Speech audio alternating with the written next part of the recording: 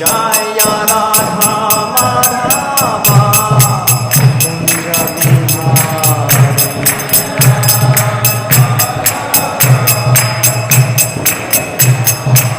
Jaya Radha Madhava Kunja Bihari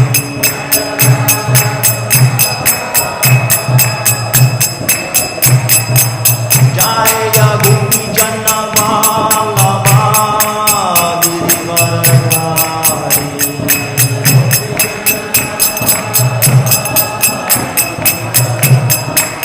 Yashodanandana Braja Janaranjana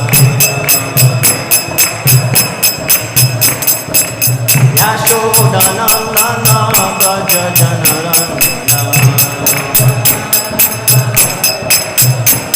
Yamunatira Manachari Yamunatira Manachari Jaya Radha Madhava Kunja Bihari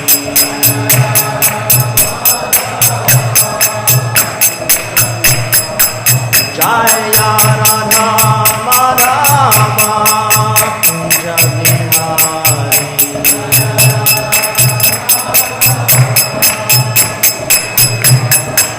Jaya Radha Giridhare Radha Giridhare Shri Radhe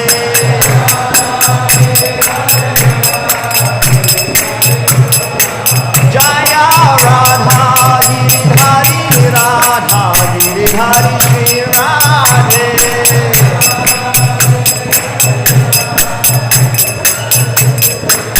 Jaya Prabhupada Prabhupada Prabhupada Srila Prabhupada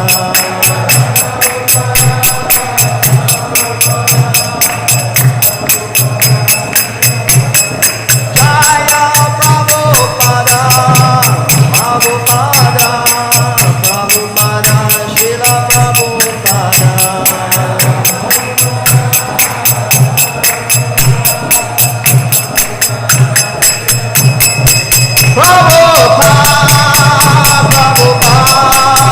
Prabhupada Jaya Jaya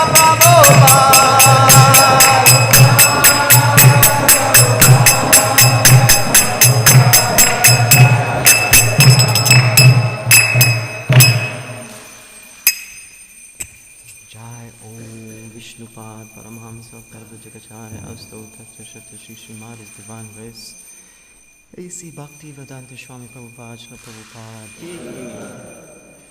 Jai Om Vishnupad Paramhamsa Parvajagacharya Astota Shri Srimad is Divine Grace Bhakti Siddhanta Saraswati Thakur Goswami Maharaj Prabhupada Grantaraj Srimad Bhagavatam Ki Jai Nitai Go Prema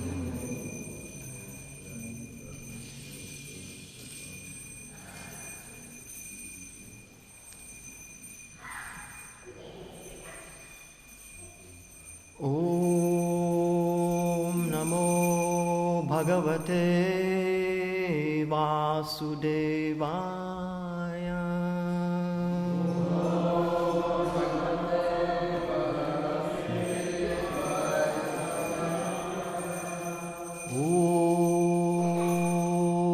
Om Namo Bhagavate Vasudevaya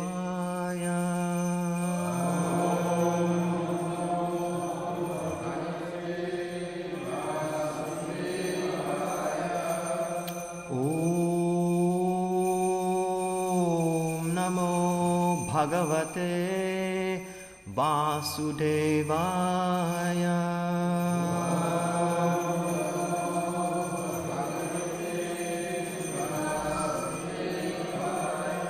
Reading from Srimad Bhagavatam, Canto 4, Chapter 4. Sati quotes her body text 6 and 7. Oh, just text 6. I was told it was text 7, but it's always a surprise verse every time I come to give class, so it's text 6. Please repeat.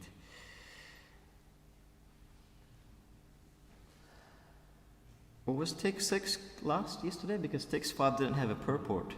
So they must have spoken text 6 yesterday. Sorry? 5 had a purport. 5. Sorry? 5 has a translation but doesn't have a purport. So therefore we're doing text 6. So yesterday was text 6. So today is text 7. Like that. Okay. But we'll read text 6 since it's up on the board, and then we'll go to text 7 because a little bit confusing. Abrahma gosorjita yagyavashasham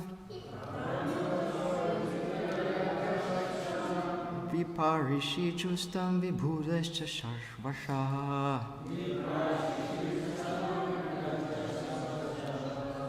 Mritarvaya kanchana dharva charma bir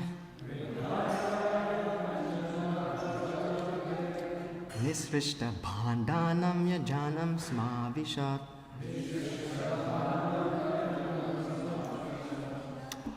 Brahma gusorjita yagyavaishasham Viprarishi justam vibudhaischa sarvasha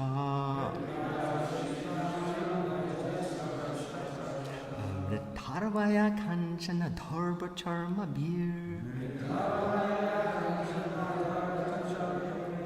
Nisrishta bhandayam yajanam samavishat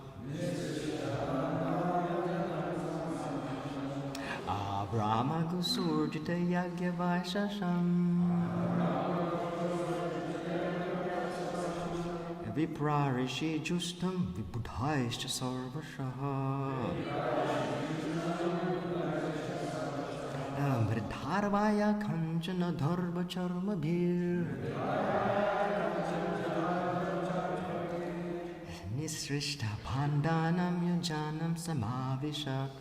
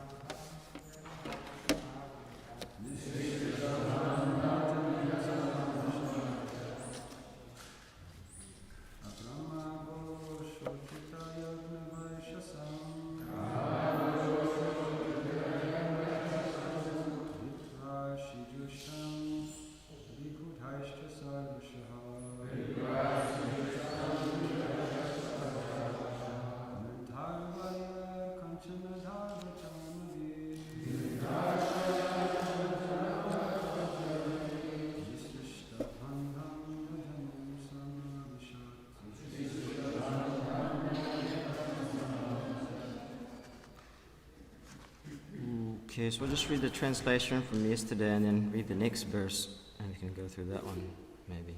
Actually, no, let's do this. Synonyms, please. From all sides. Brahmagosha, with the sounds of the Vedic hymns. Urjita, decorated. Yagya, sacrifice. Vaishasham, destruction of animals. Viprarishi justam, attended by the great sages, the Buddhai, the demigods, Cha and Sarvasha on all sides, Mrit, clay, Dharu, wood, Aya, iron, Kanchana, gold, Darba, kusha grass, Charmabhi, skins, Nishrishta, made of, Bandhanam, sacrificial animals in pots, Eyajanam, sacrifice, Samavishat, entered. Translation by His Divine Grace A.C. Bhaktivedanta Swami Prabhupada, Srila Prabhupada Ki Jai. She then reached her father's house where the sacrifice was being performed and entered the arena where everyone was chanting the Vedic hymns. The great sages, brahmanas and demigods were all assembled there, and there were many sacrificial animals as well as pots made of clay stone, gold, grass and skin, which were all requisite for the sacrifice. Text 7. I'll just chant this myself and read it. Tam agatam tatra nakaschana driyat vimanitam yagyakito bayajjana vite svashir jajjananim cha sadara premashu kantya parishashpajurmuda. Translation and purport by His Divine Grace A.C. Bhaktivedanta Swami Prabhupada. Translation: when Sati with her followers reached the arena, because of all the people assembled were afraid of Daksha, none of them received her well. No one welcomed her but her mother and sisters, who with tears in their eyes and with glad faces welcomed her and talked with her very pleasingly. Purport: the mother and sisters of Sati could not follow the others, who did not receive Sati very well. Due to natural affection, they immediately embraced her with tears in their eyes and with loving feelings. This shows that a woman, as a class, are very soft-hearted. Their natural affection and love cannot be checked by artificial means. Although the men present were very learned brahmanas and demigods, they were afraid of their superior, Daksha, and because they knew that their welcoming Sati would displease him, although in their minds they wanted to receive her, they could not do so. Women are naturally very soft-hearted, but men are sometimes very hard-hearted. Srila Prabhupada Ki Jai. Om Jnana Timarandasya Jnanan Jnana Shalakaya Chakshurun Militam Yena Tasmai Shri Guruve Namaha. Jaya Shri Krishna Chaitanya Prabhu Nityananda Shri Advaita Gadadhar Shri Vasari Ghora Bhaktavinda. Hare Krishna Krishna Krishna Hare Hare, Hare Rama Rama Rama Hare Hare. We're reaching the point in this specific pastime where the drama is coming to a pinnacle. There's a lot of heated tension between certain individuals in this scenario. There's Daksha, who's completely just got this grudge against Lord Shiva for not respecting him in the previous sacrifice. His prestige got hurt. And then there's Sati, who wanted to rekindle and reassociate with her family and friends that she hasn't seen in a long time since that previous situation where there was some discrepancy between Daksha and Shiva. It's a very dramatic situation. Indeed, it's a very risky business to be a person in this world. Because at some point, you're going to want to connect with other persons. Isn't it? No one wants to be alone by themselves. Not even the topmost Himalayan yogis meditating in impersonal Brahman. These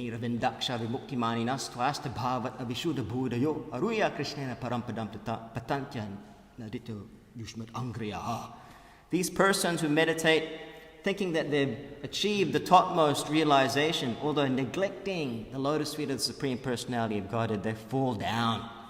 from their so-called elevated position. It's a very risky business being a person, because at some point you want to connect. Oh, I've got to connect with another individual. And this is the story of our lives.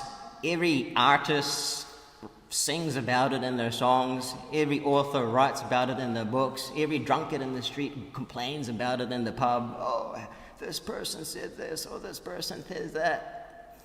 It's a complete dilemma for the living entity in the material world. How to have those connections that will last and fulfill long durations of time. So this is the story of my life. I can even remember thinking like this when I was a teenager. Even as a teenager, I was thinking, oh, I've got so many nice friends at high school. But irrespective of how nice the friend was, there was always something about that individual at some point that really got on your nerve. Have you noticed that? At high school? There's always, like, I had this really awesome friend. We resonated. We listened to the same music. We liked the same mountain bike. We went out and hung out together. We had the same house at high school. But there was always something about him. He had these certain idiosyncrasies that just weren't quite resonating with my individuality, And then at some point, I just had to take a break. Hey, look, mate, you just gotta hang out with my other mates, Have you noticed that? It was always perplexing to me, even as a child in my childhood times. The so-called personalities that you thought were very dear and near and close to you. Hey, even your parents, isn't it? Your mom and your dad, and your mom and dad to buy you that massive present for your 5th or 6th birthday. And then, you get the exhilarating feeling, oh, mom and dad loves me, and you get that thing. It's like, yeah, then after a while, and mom and dad really, gets under your skin, and you got to take a break from mom and dad. This is the story of our life in the material world. Everyone talks about it. How to make those fulfilling connections that last and are actually satisfying the deepest sense. So we're desperate in the material world. Everyone is desperate. If you just look in the eyes, look at all the people that you're trying to preach to, for those who go out and try to preach to people out there and the world's sold out to Maya. Everyone's so desperate to wanting to connect to another living entity. It doesn't matter what you look like, what it looks like, this shape, that high, this small. It doesn't even have to be a human being. You just got to make that connection. We're just so deprived. The heart is so deprived in Kali Yuga to make that ultimate connection that anything just goes. And the sorry, sad state of affairs is that when those people that we think that are so dear and near to us in the material sense, in this material world, and they pass away, we've got no one else to go for. All those people that we thought that were so close to us in the material sense, it's all gone. And you see these old people, these older people in the street, you see them in the North Shore, and they're walking their dogs and their cats.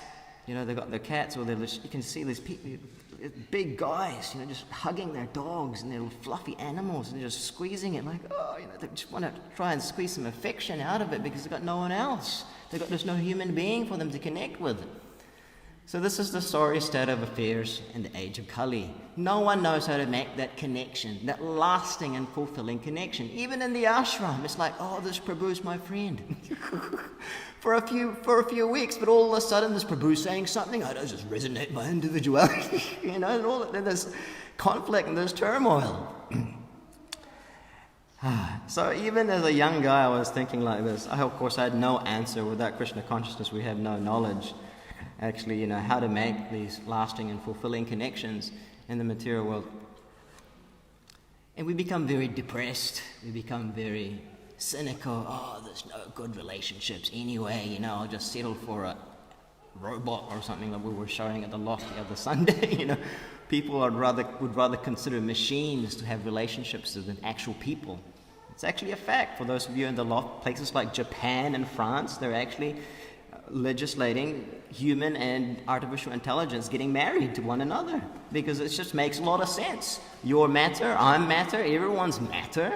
What's the whole point of actually getting, going through all the turmoil of having an interpersonal relationship with another individual? Just causes so much headache. You can read so many books on how to maintain relationships. Well, I could just have your customizable R2D2. You can make it look whatever you like. Make it speak any language you want. You just got to change the battery every few months and upgrade the operating system, and you've got your perfect match. You can give it any skin color you want. You can give it any eye color you want. You can give it any haircut you want. If it gets on your nerves, just change the operating system, upgrade it, make it suit your preferences. So this is actually happening out there in the world. People would rather connect with a machine than they would rather with an individual, a personality. Why is it so difficult? Because persons really get on our nerve at some point. They really get under our skin. So it's not a surprise that we see these dramas in the Bhagavatam. It's all throughout the Shastras. There you have Daksha, even the higher echelons of living entities in this universe. You have this drama of how to have these proper interpersonal connectivity. Daksha is the son of Brahma. Sati is the wife of Lord Shiva. And still there was some drama. Isn't it? And this is coming to the point of that specific pastime where Sati is just becoming very disorientated by the behavior of her own father. In a real culture, the youngest daughter or the youngest child of a family is regarded with so much affection and love, isn't it? I remember, because when I was the youngest person, I was always the youngest person actually, at school, and in all my teachers, even my family, they would always give you all that special attention and affection. I remember when I first came to the Brahmacharya ashram, I was the youngest. I actually looked like a 12-year-old kid. I was only 19 years old, and all the older brahmacharis were like, they'd always give you the hug and, how's it going? Are you okay? Are you warm enough? Are you cold enough? Because if you grow up, everyone looks at you in a different way. But it's always like that. It's just a natural thing. When you're the youngest person in any environment, you just get the natural affection. Like the young kids here, it's like they just have that Shakti. Because if they didn't have that Shakti, you wouldn't want to look after no point looking after them. They just cost a lot of money. So they have this special Shakti. The youngest always has the special Shakti. You have this cute Shakti, And even Krishna had that as Baal Gopal, he had this cute Shakti. He has that Shakti anyway, whether what ages, especially when he's this young, displaying his childhood Leela. He was the darling of everyone in Braj. Everyone was, beholding him as the beautiful son of Mother Yashoda and Nanda Maharaj. But, so Sati, like this, she's the youngest daughter of a very cultured, high-class personality, right?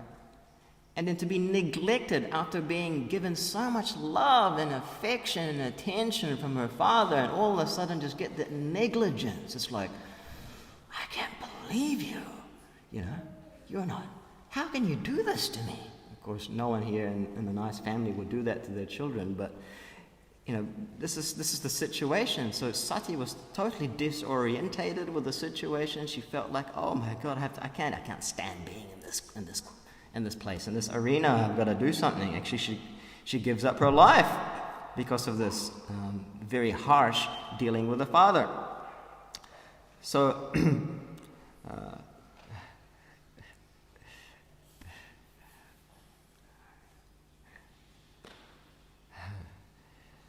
We even see that these are just such a common thing in the material world. This is the transient nature of any kind of material relationship. Even with our own little relationships in the material world, there are so many little tiffs and issues, but it's also there. It's everywhere in the Shastra. We were just hearing just last week in Ram Nami how Kaikeyi was so mean to Ram, although she even regarded Ram as more than her own son Bharat, but because of bad association, Kaikeyi became very mean towards her own son. How would I want to see you enthroned as the king of Ayodhya? What to speak of very mean to her husband, So this goes on. Prahlad Maharaj, he just wanted to be a nice child for his father. He was sitting in the lap of his father, Hiranyakashipu, but because Hiranyakashipu didn't like how Prahlad was disposed towards the Supreme Personality of Godhead, he threw him off his lap. just like cutting off all affectionate dealings with his son. Dhruva Maharaj was a similar situation.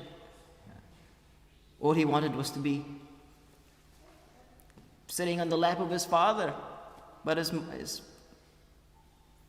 other mother, said, "Oh, you can't sit on the lap of my husband, and you have to be taking birth in my own womb in order to do that," which is very harsh to say to a young boy, Just trying to think of other examples. There you have Duryodhana and Bhima. They're meant to be cousins. You see this? So many examples out there when you're in, South Auckland, the cousins, the bros, they're meant to be like affectionate in their dealings and their interactions between one another. But, Duryodhana was so malicious towards Bhima that he was willing to administer poison to him, even at childhood, making himself out as a well-wisher. "Oh, come take this wonderful feast, my cousin," But he had laced the feast with so much poison enough to kill 100 men, So this is natural. These discrepancies, these interpersonal glitches between living entities are there in the conditioned world. And we're not surprised, actually. I was just reading one letter from Srila Prabhupada dated 1972 to Aitreya Rishi in India. And he was saying specifically, it is the nature of the living condition to exhibit some kind of fault. You're not going to get away from it. To be a person means to have been some kind of lack. Because you're a part of Krishna. Krishna is the supreme whole, but you're just a part. And he further explains that even in the spiritual world there is some faults. In their haste to want to be with Krishna, the gopis, ran out of their houses just by the sound of Krishna's flute. And in their haste, they were putting their mascara, they were putting their makeup all in the wrong way. In their haste, they were putting their saris and their clothes on like little children. So there's some fault there, Sometimes the gopis would argue between one another who's going to serve Krishna next. Even there's seemingly some envy there. One gopi would think, "Oh, this gopi's done so much nice service to Krishna. Let me do better service to Krishna." Srila Prabhupada says this is envy. But this is not the envy that's like in the material world. It's devoid of all malice. So therefore it's transcendental. The living entities in the spiritual world, they understand that there is some lack. But because their program of self-fulfillment is only to please Krishna and Krishna alone, then whatever lack is there becomes perfect. Their imperfection becomes perfect. Ananyas chintayanto mam yejana paripashate yoga kshema vahamyaham. Krishna says in the Bhagavad Gita, to those who have exclusive devotion unto me, meditating on my form constantly, I carry what they lack and preserve what they have. So, Krishna alone is the answer to the lack of the living entities. And the living entity serves Krishna with great determination and intensity, knowing that Krishna is the only answer to their lack, and Krishna reciprocates with more and more mercy. And this goes on and on and on, unlimitedly, eternally, what we call rasa. So, even we see the perfection of this apparent imperfection, apparent lack, or apparent fault in the topmost realm of the spiritual world. So we not surprised to see it here in the material world. But the difference is that in the material world it's all malicious, it's all underlined with envy and pride and so much other bad qualities that there's so much debilitating effects within one's personal interactions. And we can't actually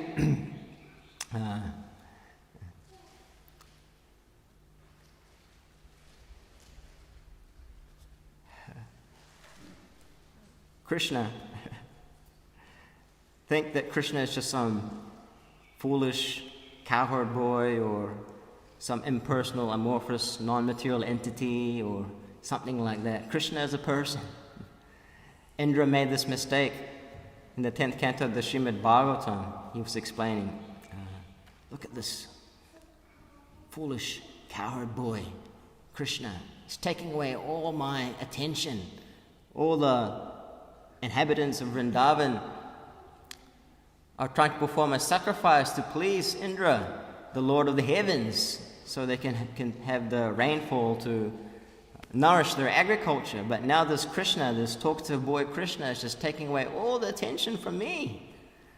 Let me show them my power and might. So as you all know, Indra sent a devastating rainfall of clouds into Vrindavan to wipe out the inhabitants. But Krishna lifted up Govardhan Hill even with his little finger and defeated the Lord of Heaven in that way. Exclusive devotion to the Supreme Personality of God, it is very risky business. This personalism is very risky business. It's risky business in the material world, and it's also risky business in the spiritual world. So risky, in fact, that it may even attract the condemnation of the gods themselves, like Indra. But what's life without risks? We want this ananya chintayanto mam. We want this exclusive devotion to the Supreme Personality of Godhead. But just immediately when you have that exclusive devotion, it attracts so many impediments and problems. Just like the inhabitants of Vrindavan found out. The exclusive devotion of Prahlad Maharaj to Govinda Pararambitaha. This is explained in the 7th canto of the Bhagavatam. He was always meditating on Govinda. Put him in so many provocative situations. Hiranyakashipu was willing to kill him in so many ways because of his exclusive devotion to Govinda. He was willing to throw his own son off a cliff, get him trampled over huge elephants and cut to pieces by rakshasas, demons. This is very risky business. The exclusive devotion of Srila Prabhupada, who came in his 70s to sail in a steamship at such an age to go to New York to preach. It's a big risky business. And then the exclusive devotion of those who are dedicated followers of Srila Prabhupada to try and preach the glories of Krishna to a world sold out to Maya. That's risky business. You got to take some risk. Actually, you can see that to be a person means you've got to take risks, because at some point you want to make that connection. But how are you making that connection? Who's that exclusive devotion? What's the object of your exclusive devotion? If it's just a mundane, insignificant creature, then yes, there's always going to be some tribulation, some heartache, some problems. The expression of our personal limits, if not dovetailed to serving the Supreme Personality of God, it just ends up in impersonalism. Oh, I gave my exclusive devotion to this insignificant creature, and now look what happened. Just ran away, took all my money, took all my property. I meet so many people like that on the street. This person took all my money, took all my property. Or I gave my life, I gave exclusive devotion to this company and this corporation. And what did they do? Not even a pay rise after 10 years. Just get used like a human resource, like an object, like a thing. Even exclusive devotion to my country, my nation. What did I get out of it? Just lost my left arm. In the First World War, just lost my arm. But people are very proud about it, Isn't it? They're like, yeah, I gave my arm for my country. Sometimes they're very proud about it, Some prestige around it. But sometimes they're just very bitter about it. A lot of the times they become very bitter about it because it doesn't satisfy the deepest core of their existence. And therefore Krishna says, Vita raga bhaya krodha man maya mamu pashita bhavo jnana tapasa puta mat bhavam agataha. Vita raga bhaya krodha. One has to give up all attachment to this material world. Because if you're too attached to the material world, you can't even understand, or you won't even make any inquiry. You won't even be able to comprehend a supreme, personal, absolute truth. You're just so caught up in your work, buy, consume, die culture that the prospect or the idea of even having someone greater than you that's supremely unlimited and wonderful becomes like a very difficult thing to perceive. You just have no time. And you see that all the time. Excuse me, my dear sir, can you take this book? No time, no time, no time. I'm just too absorbed into my materialistic engagement. This raga, Prabhupada explains in one lecture, is our affection to materialism. We're just so attached to materialism that we can't even conceive of a personal absolute or anything beyond ourselves, in that matter of fact. Then bhaya, krodha, then he says we have to give up the fear of personal the idea of a personal absolute. Because in this material world, all our personal relationships have come to a very horrible conclusion. Therefore, how can the goal of life be personal? So therefore, they take up some kind of impersonalist path, or they take up some voidist path. God can't be a person. I got jaded so many times in this material world by persons. How can the Supreme be a person? It just doesn't make any sense. You can't conceive of it.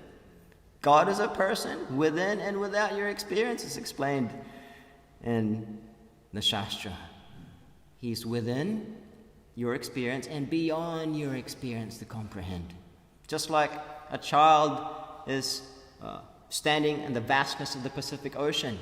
That child will never be able to understand the vastness of the Pacific Ocean. But the child will be able to swim in the ocean to understand, number one, the ocean actually exists, and number two, the ocean is a blissful experience. So that's like Krishna consciousness. The more you know about Krishna, bhava jnana tapasa, you acquire knowledge, jnana and tapasa, perform austerity. Krishna says, you come to me.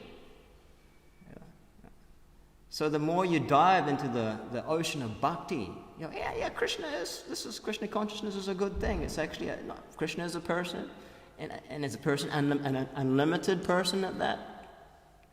So then one has to get rid of this fear of that, how Krishna could be it. Because as soon as we understand that the Absolute's a person, immediately we got to think, we got to conform with someone else's desires, someone else's individuality, someone else's program. And Krishna even says in the Bhagavad Gita, Savadhamam parityaja mamekam sanambhaja. I've got to surrender to someone else's program. I've already been doing that since time immemorial, and all it's gotten me is a headache. So therefore, bhava jnana tapasa, jnana tapasa. Jnana means you need knowledge of what is Krishna, who is Krishna, Krishna tattva, and perform austerity, tapasa, putamat bhavam agata. Then we go back to Krishna. We become attracted to how beautiful Krishna actually is as a person. The goal of bhakti does not have the defect of impersonalism. Srila Prabhupada explains. Krishna, the goal of bhakti is responsive. Means that there's some interaction. Krishna responds, Yaitamam prapadyante tam sataiva bhajamyaham, according to how we surrender. But there could be some fear behind that. Krishna's going to respond. But all the response I get in the material world is being fraught with so much faults and lack and heartbreak. Maybe Krishna's going to give me some heartbreak. So naturally there's this subconscious fear in the conditioned soul to give it all to Krishna. It's just a natural thing. And krodha, vitaragya bhaya krodha, anger and frustration. So many people out there who are just totally frustrated because there's so much smorgasbord of different kinds of philosophical speculations about the Supreme Personality of Godhead, this group, that religion, this religion, that meditation, this meditation, and they just get frustrated. This whole smorgasbord of spirituality, they just, how do I even begin to penetrate? Where do I start? And then just, Prabhupada explains in one lecture, it's actually, these are basically become like atheists. He just become frustrated about the whole thing. He's just another one, you know. I met this one guy in Morrinsville, and he was saying, "Oh, what group are you? Which group do you belong to?" He's like, "What do you mean, what group do I belong to?" Well, he was a Christian yelling, and there was a Christian guy going on and in his pedestal on one side of the street, and there was a Muslim. Actually, it was there was a market. This was the Frankton market, actually. Sorry. And there was one Christian guy going on and on in the street about how Jesus is the only way, and at the end of the market there was a tent with the Muslims in it, you know, giving out the Qurans and the pamphlets, and then there was buskers everywhere, and then you get these two Hare Krishnas getting, you know, showing the whole street was bustling with people wanting to give you stuff. You know? So this guy just blatantly come up. He was an atheistic scientist. He was like, "So which group do you belong to? You know, like, which one are you? Which joker are you?" So you can see people just become frustrated, just get fed up. There's so much smorgasbord of this and that and the other. You just forget it. You know, let's just get into materialism. You know. So then, vitaraga bhayakroda mamaya mamuparshitaha. We have to give up this attachment to the material world. Fear of a personal absolute truth. Frustration that comes from so much speculations of what is God and spirituality. Rather, jnana tapasaha. We need to get what is substantial, concrete, hardcore knowledge of what is Krishna. Who is Krishna?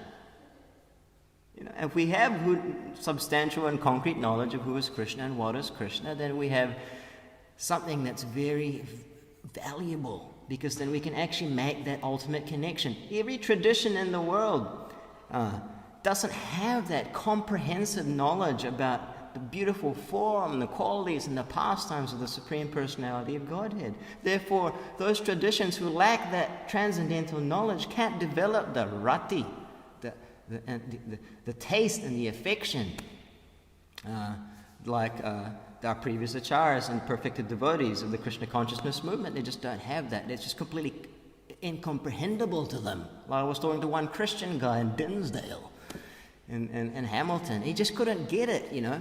I told him the goal of your religion is love of God, not to go to heaven. And then so why does it matter? I go to hell, I go to heaven, just let me serve my beloved. You know, he just couldn't get it. Well, you know, you don't want to go to hell because hell's a miserable place. But no, the goal is love of God. The goal is prema, the goal is love of God. So if you love someone, it doesn't matter where you are. You can be in Hamilton or Auckland. It doesn't matter where you are. You can be stuck in this rinky-dink flat with a couple of very nice people, you know. You know, and you can be happy because you can serve Krishna wherever you are. Nadanamna janamna sundarim kavitam bhagajikishikame mama janmani janmanishvir bhavatad bhakti rahayatakitu. We don't want any number of followers. We don't want wealth. We don't want women. We don't want any of this stuff, as Lord Chaitanya says. All we want is pure, you know, the opportunity to serve life after life after life. And I actually said that to this guy. It's like, what? Serve life after life after life. He just couldn't comprehend. The guy just couldn't get it, you know. The goal is love of God. The goal is not to go to heaven. It doesn't matter if you go to heaven. I'm happy to go to hell. Tell me to go to hell. Yeah, of course. I'm not on that platform. I'm just trying to provoke the guy because he was so insistent about how are you going to go to heaven? How are you going to get salvation, you know. But that's not the goal. The first commandment is to love the God, the Father with all the heart, all the might. Where does it say that in the 10 Commandments, that the first commandment is to go to heaven? It's not to go, it's to love God. But we're just so conditioned to think that, yeah, in the spirit, when I leave this body, I'm thinking I'm going to enjoy, and, you know, there's going to be a Burger King in heaven, and there's, you know, you're going to go to the movie with God. I don't even know what God looks like. You know? How can you have that affection? How can you have that attachment relationship with that kind of without that kind of transcendental knowledge? So this comprehensive knowledge is therefore such a valuable thing, because then we can't be swayed. The devotee actually who is sincerely trying to serve Krishna can't be swayed by so much provocations. And this material world is full of provocations. And the provocation doesn't just come from the outside world, you know, the non-devotee world. It also comes, actually, even within the devotee society. I can't believe this Prabhu said that. I can't believe he treated me in that way. Oh, you know. At the end of this letter that Srila Prabhupada wrote to Aitreya Rishi in 1972, he says that, yes, Personality means that there's always going to be some lack. But just see, these devotees, they are the most exalted persons in this whole world. Actually, they're better than kings. Every single one of you are better than kings. Why is that? Because they've given up everything for Krishna. Prabhu here could have been a rock star if he didn't come to Krishna consciousness. I can imagine a few rock stars here. Prabhu could have had I can see some of us having maybe a nice little cafe in Dunedin, a fish and chip cafe or something like that. So many things we gave up. Our relationships, our education, our big money, our big corporations. We gave up so much for Krishna. Therefore Prabhupada says, you're better than kings. But don't become like a utopian who is just like an impersonalist. The utopian, they will look for faults because they cannot see any utopia anywhere. There's no such thing as utopia. There's no utopia. Even in the Krishna conscious movement, there is no utopia. So that the utopian, he will think, because there's no utopia, then let me look at the faults. Oh, look at the fault. Oh, he's like this. He's like that. She's like this. She's like that. So this is the utopian mentality. Actually, Prabhupada relegated to impersonalism. To be a person means there must be lack. There must be fault. But devotee must be a dosha darshi. In Chaitanya Charitamrita he explains, personality has good and bad faults, but the devotee is a dosha darshi. He's like the bumblebee. He sees the beauty within every individual. And how that individual, not just the beauty of what is the beauty of the individual anyway without Krishna? The beauty of the individual is how that individual is serving Krishna in such a unique way that no one can imitate. Every single one of you, actually every single one of the living entity in this cosmic manifestation has an individual relationship with God that no one else can imitate, and that only you can serve Krishna in that specific, exclusive way no one else can imitate. Wow. And so therefore there's no need for malice, there's no need for this envy, there's no need for the conflict, because I can get Krishna unlimitedly, eternally, and Krishna is all mine, unlimitedly and eternally, and it's always never going to run out, unlimitedly and eternally. But in the material world, we try and have exclusive devotion to some insignificant creature. The resources run out. Oh, it's starting to look a little bit ugly. Here we're running a little bit of money, or something like that. Something's always a crux in the works. There's always a spanner in the works. So the envy is there. Someone gets the beautiful woman, that means someone else misses out on the beautiful woman. Someone gets the rich man, that means someone else misses out on the rich man. The resources are limited in material nature. Someone gains something, someone loses something. All right? But in the spiritual world, everyone gains, because Krishna is unlimited. He's eternal, and he's unlimited reciprocation and affection and attention. We want the attention, isn't it? Everyone wants the attention. Sometimes the brahmacharis, they get a little bit lonely, and they're like, I can see they're just looking for it. Look at me. give me some love. But we love the devotees. Why do we love the devotees? Why do we love the spiritual master? We love the spiritual master because he's the topmost devotee who teaches us to love Krishna. If we get that wrong, if we get that equation wrong, this individual is going to fulfill this tiny little insignificant creature is going to fulfill my desire. There's going to be some discrepancy. Oh, I thought you were such a nice Prabhu, and all of a sudden this happened. That's okay. That's to be expected, because you're persons. Person means lack. Person means fault. But because they've given it all up for Krishna, your so-called imperfection is perfect. That's there exhibited even in the spiritual world. So this exclusive devotion to Krishna is very risky business. To be a person is very risky, because then you've got to deal with this. How am I going to connect with another living entity? And that's the story of our lives, gentlemen, my dear brothers and sisters. That's the story of our lives, how to make this connection work, And without Krishna in the center, it just doesn't work. So we want this exclusive bhakti. And when Krishna reciprocates, it's just beyond compare. And you see this glimpses of this in the Shastra, in the middle of the night, the cow damsels of Vrindavan run out of their houses, risking their very reputations as Vedic mothers and women, because in Vedic culture you were a woman, you had a husband, you have children, you have to act according to Dharma. You can't just run off in the middle of the night to meet some man. Even that's regarded relatively abominable in this day and age, Of course, it's kind of normal now, but, it's like, it's a pretty traumatic situation. So, the gopis of Vrindavan, they run out of their houses in the middle of the night, risking all their husbands, their children, their reputation, just to be with Krishna. And all hundreds and thousands and millions of them, Krishna. And Krishna is so kind and so gentle and so grateful and appreciative. He says, Naparyaham nirabhadya samyujamya. How can I repay you? How can I repay you? With tears in his eyes. Naparyaham nirabhadya samyujam. Swasadu krityam vibudhayusha vipa. Yamamajan durjara geha shrinkala sambrichya tattva patiyatu sadhuna. How can I repay you? I cannot repay you even in the lifetime of Brahma.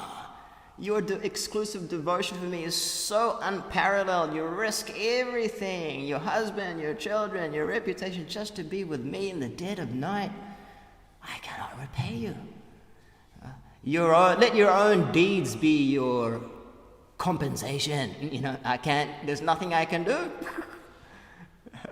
This is the Supreme Personality of Godhead saying. The topmost devotees actually made Krishna break his promise in Bhagavad Gita, where Krishna says, I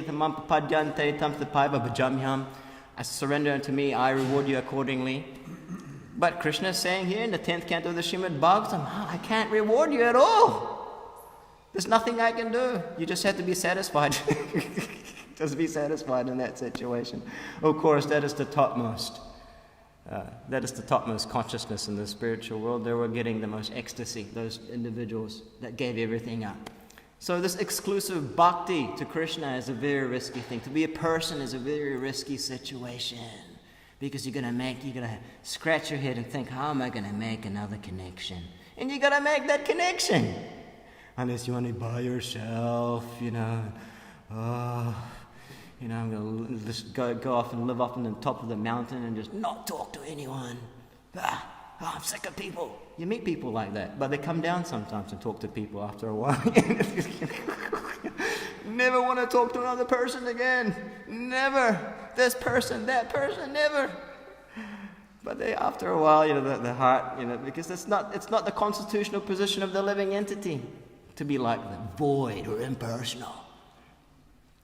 So this is the beautiful risk. To be a person is a beautiful risk, and we all have to take this risk. Where are we going to repose our exclusive devotion? So this risk-taking business makes life exciting in Krishna consciousness. Otherwise, it's like, you're sitting in the ashram. What do? You read the books. Well, that's nectar. That's awesome. You see so many examples of amazing personalities risking their lives for Krishna. Hanuman risked his life for Ram. Arjuna risked his life in the battlefield in Kurukshetra. Prahlad Maharaj risked his childhood. The gopis risked their reputation. The inhabitants of Vrindavan risked their whole lives for Krishna. While, Indra was threatening them to destroy the whole village. It's risky business. But what's life without risk? I was actually thinking like this as I was walking around this crazy car park yesterday in Botany. I was like thinking, I was thinking about, Prabhupada risked his life. My spiritual master risked his life to go to the Soviet countries, and actually preach Krishna, smuggled hundreds and thousands of Bhagavad Gitas. If he got caught, he could have been killed. And there was many times where there was a few instances where he actually did get caught, but Krishna covered over the situation. But all these amazing individuals who went out and risked their life for Srila Prabhupada's movement. And I'm thinking, what am I doing? I'm just walking around the car park with this book, How can I risk? What can I do here? What can I make the situation more tasty for Krishna's pleasure, you know? And of course, the previous week, Yashoda had, he was getting a little bit bold, him and Suchanda, because the security guards really hate us there in Botany now. And he's like, what's this Prabhu doing, He's just got his trolley, he's loaded up full of books, and then he got Suchanda to push the trolley while he was distributing books all around the mall. It's like, wow, you're like attracting attention. And lo and behold, the security guard caught him and he got trespass, you're not allowed here, So it was a risky situation. But so we came back the next week. So then I noticed, I noticed Yashoda was very careful. He just stayed in the car park. He was kidding. He didn't want to get caught by the security guard, So these are the tiny little risks that we take for Krishna service, the Krishna's pleasure. There's a tiny little risk. I'm thinking, what can I do, Oh, well, I didn't get trespassed last week. I'm going to go stand right in front of the door of the warehouse and just stop every person. And that's what I did, It was ecstatic. It was amazing. It's like, it was just a tiny little thing, and Krishna sends so many people to take books, give 20, 40, 50, 20. I couldn't believe it. There was this one woman who actually was going to the loft. She's going to the retreat that the loft is doing in June, and she was saying, yeah, I know this place. I do yoga. I've signed up for this retreat at the loft in June, and she was so grateful. I would have never expected to see anyone, outside of the warehouse with these books, And she gave $40 and took a whole set of books. Thank you so much. Thank you so much.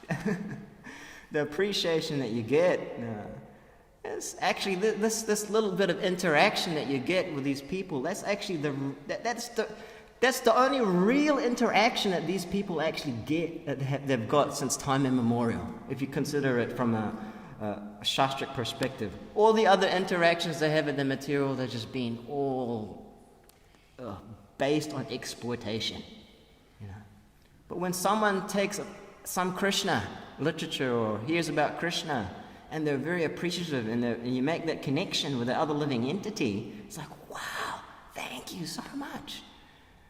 And you can see their eyes light up, and wow.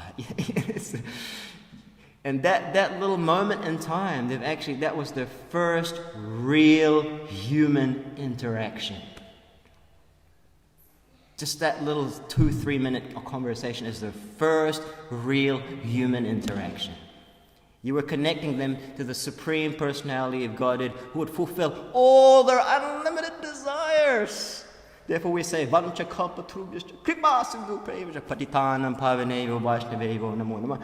The devotees, the Vaishnavas, they're just like desire trees. Not that we can fulfill anyone's desire personally, individually, but because we connect them to Krishna, in that sense, we can fulfill everyone's desire. Therefore, we offer our most humble obeisances to the Vaishnava devotees of the Lord, who are just full of compassion for the fallen conditioned souls. So just imagine that. If you get to meet someone and you give them Krishna, that is the first real human interaction. Significant, so significant in fact that all the karma is wiped out. So we have to try and see the significance of what Srila Prabhupada and previous acharyas are trying to give. I'm just trying, of course I don't have very much realization, I'm just trying to do my tiny little bit. But what's life without a bit of risk? Prabhupada would said preaching Krishna consciousness is the greatest adventure. Why? Because it's so risky. Ultimately, what are we really risking? We're really just risking our false ego. That's it. At the end of the day, that's what we're risking. We're maybe a little bit afraid that the false ego becomes crushed to dust, isn't it? You're standing out there in the street, or you're trying to do your preaching endeavors, and no one appreciates. Devastating. No one appreciated me for 2 whole hours.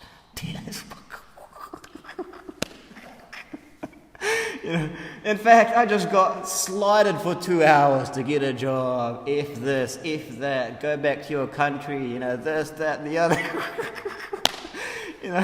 But you learn to love it. Why? Because we're doing it for the beautiful Supreme Personality of God.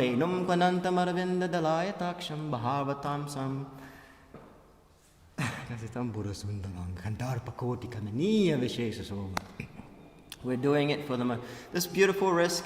It's wonderful because it's for the beautiful Supreme Personality of God, who's adept in playing this flute with beautiful lotus-petaled eyes and head bedecked with peacock feathers, who is a hue of tinge of blue clouds, and who has this exquisite charmingness that bewilders millions upon millions of cupids. We're doing it for that beautiful Supreme Person. So it doesn't matter.